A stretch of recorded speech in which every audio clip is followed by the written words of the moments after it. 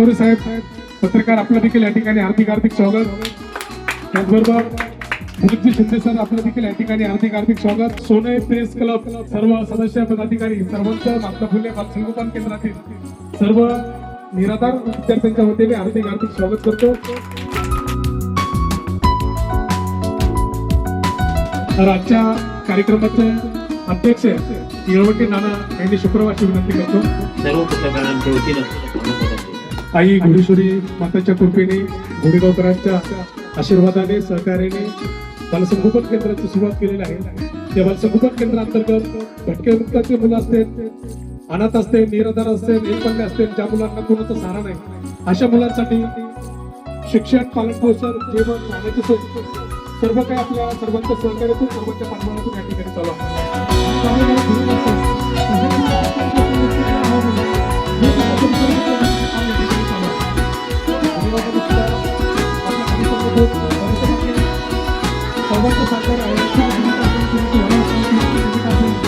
पत्रकारांचा जो सन्मान आयोजित केला आहे त्याबद्दल प्रथमतः नेवासा तालुका ग्रामीण एकता पत्रकार संघाच्या वतीनं, सोने प्रेस क्लबच्या वतीनं मी महात्मा फुले बालसंगोपन केंद्राचे सदस्य आभार मानतो.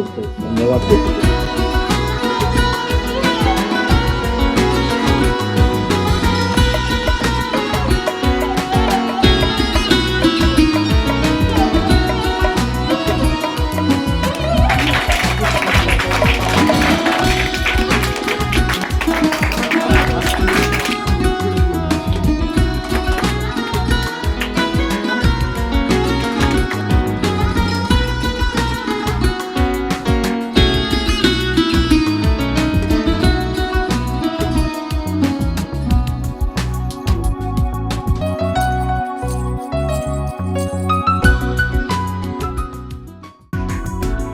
छोटापण अतिशय सुंदर असा कार्यक्रम जे चौगुले साहेबांनी केला. त्यांना 1 महिन्यापूर्वी महाराष्ट्र गौरव पुरस्कार भेटला. तर आपलं जेवढा सत्कार केला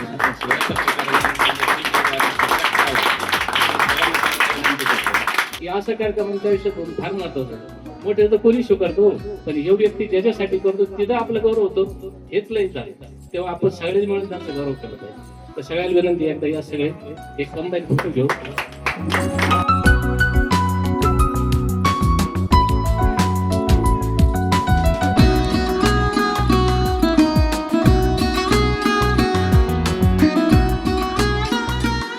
आज आपल्या घोडेगाव येथील महात्मा फुले बालसंगोपन केंद्राच्या वतीने आयोजित पत्रकार दिनानिमित्त आपल्या परिसरातील सर्वच नामांकित पत्रकार सर्वजण या कार्यक्रमासाठी उपस्थित राहिला. त्याबद्दल सर्व पत्रकारांचे मी महात्मा फुले बालसंगोपन केंद्राच्या वतीने सर्वांचे मनपूर्वक आभार मानतो, स्वागत करतो आणि पत्रकार दिनाच्या प्रथमतः सर्वांना मनपूर्वक शुभेच्छा देतो. खरोखर तसं जर विचार केला तर पत्रकार बांधू हे लोकशाहीचा एक मुख्य आधारस्तंभ आहे, लोकशाहीचा कणा आहे आणि म्हणून पत्रकारांचा सन्मान होणं हे खरोखर एक त्यांच्यासाठी पाठीवरची थाप असेल म्हणा किंवा शाबासकी म्हणा. पण पत्रकार बांधव हे समाजाचं वास्तव आपल्या समोर मांडत असतात आणि त्यांना कुठेतरी यामध्ये अनेक वेळा अडचणी येतात. तर त्या अडचणीवर मात करून जे समाजाचे प्रश्न असतील ते नेहमी सत्य मांडण्याचा प्रयत्न करतात आणि वास्तवता ही आपल्या पत्रकारितेतून नेहमी ते आपल्या लिखाणातून मांडतात. म्हणून आज महात्मा फुले बालसंगोपन केंद्राच्या वतीने या ऋणातून उतराई होण्यासाठी त्यांचा एक छोटासा सन्मान महात्मा फुले बालसंगोपन केंद्राच्या वतीने या ठिकाणी करण्यात आला. त्याबद्दल मी चौगुले सरांचेही मनपूर्वक आभार मानतो, कारण त्यांनी अतिशय सुंदर असा छोटासा पण अतिशय सुंदर असा कार्यक्रम या ठिकाणी आयोजित केला. त्याबद्दल त्यांचेही आभार. त्यांनी आपल्या या पत्रकार दिनानिमित्त महात्मा फुले बालसंगोपन केंद्राच्या वतीने महात्मा ज्योतिराव फुले आणि ज्ञानज्योती सावित्रीबाई फुले यांचं पुस्तक भेट म्हणून दिलेलं आहे आणि त्या पुस्तकात पत्रकार म्हटलं की त्यांचं वाचन लिखाण हे असतंच, पण आणखी त्यांचं वाचन व्हावं हा हेतू कदाचित चौगुले सरांचा असावा. म्हणून अतिशय मोठं पुस्तक त्यांनी प्रत्येक पत्रकार बांधवांना भेट म्हणून दिलेलं आहे. मी या ठिकाणी महात्मा ज्योतिबा फुलेंच्या नावाने या लहान मुलांसाठी वसतिगृह स्थापन करून ते चालू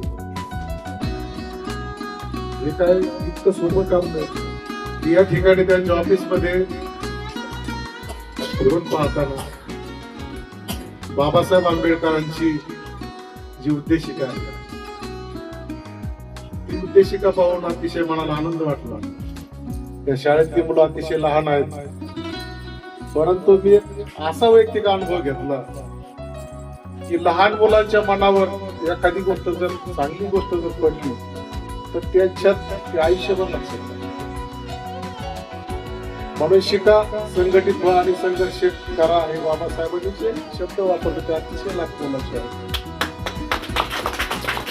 काही तुमच्यासाठीचे विद्यालय या ठिकाणी उभं राहिलेलं आहे, हे अतिशय लाख मोलाचं आहे. इथं संस्कार आहे. महात्मा ज्योतिबा फुल्यांच्या नावाने हे संस्कार केंद्र उभं राहिलेलं आहे की शेतकऱ्याच्या आसुडामध्ये फार सुंदर ओळी लिहिलेली आहे की गवताच्या एका काडीला किंमत नाही, पण गवताच्या भाऱ्याला मात्र बाजारामध्ये किंमत असते. मला वाटतं हा विषय अतिशय लाख मोलाचा महात्मा ज्योतिबा फुले. धन्यवाद भाऊ. तुमच्या शुभेच्छा हेच म्हणजे हे लेकरांची काम करण्याची ताकद आहे. एकदा भाऊसाठी जोरदार टाळ्या झाला पाहिजे. पत्रकार दिनाचा सोहळा साजरा होत असताना या ठिकाणी ग्रामीण पत्रकार संघाचे अध्यक्ष साहेब, उपाध्यक्ष, त्याचे सर्व सहकारी सर्वांचं नामोल्लेख या ठिकाणी करीत नाही, बराच वेळ झालेला आहे. अगोदर पासून तुमचं निश्चितपणे कौतुक केलं पाहिजे. त्याच्या अर्थाने की एका विमुक्त समाजामध्ये जन्म घेतलेला एक तरुण, ज्या तरुणाचं किंवा ज्या समाजाचं शिक्षणाचे सुतराम संबंध नाही, माधुकरी आणि भिक्षुकी मागून त्यांनी उदरनिर्वाह करायचा असा ज्यांचा लौकिक आहे, आणि अशा समाजामधून पुढे येऊन काशनाथ चौगुले सरांनी गोरगरीब वंचित निराधार मुलांना या ठिकाणी एकत्र करून कुठल्याही प्रवीण लोकांची जागा नसताना सुद्धा काही लोकांना तुमचं ही शाळा माहीत सुद्धा नाही चौगुले साहेब, आणि एक अत्यंत सुंदर अशा पद्धतीने एक छोटं युनिट या ठिकाणी उभं केलं. खरं म्हणजे प्रथमतः मी तुम्हाला धन्यवाद देतो, तुमचं कौतुक करतो. आणि करीत असताना सुद्धा तुमची भूमिका तर स्पष्ट आहे, चांगली आहे. निश्चितपणानं या भूमिकेला यश येईल याबद्दल माझ्या मनात मात्र शंका नाही. असं असताना सुद्धा कुठले आर्थिक पाठबळ नसताना, कुठले ग्रँट नसताना, किंवा कुठल्या एका समाजाचं खूप मोठं आपल्याला पाठबळ आहे असं नसताना सुद्धा तुम्ही एवढं मोठं या ठिकाणी काम धरले आणि ते काम बऱ्यापैकी वर बी आलेले. मी घोडेश्वरी चरणी प्रार्थना करील आईला की हे काम लवकरात लवकर पूर्णत्वास जाऊ आणि या उद्घाटनाला सुद्धा आम्हाला तुम्ही बोलवा. निश्चितपणे जसं आतापर्यंत सहकार्य केलं इथून पुढे तुम्हाला सहकार्य करू सध्या निमित्ताने मी तुम्हाला देतो. असा काळ अत्यंत वेगळा संक्रमणातून चाललेला काळ आहे. यामध्ये पत्रकाराचं खूप मोठं महत्व आहे.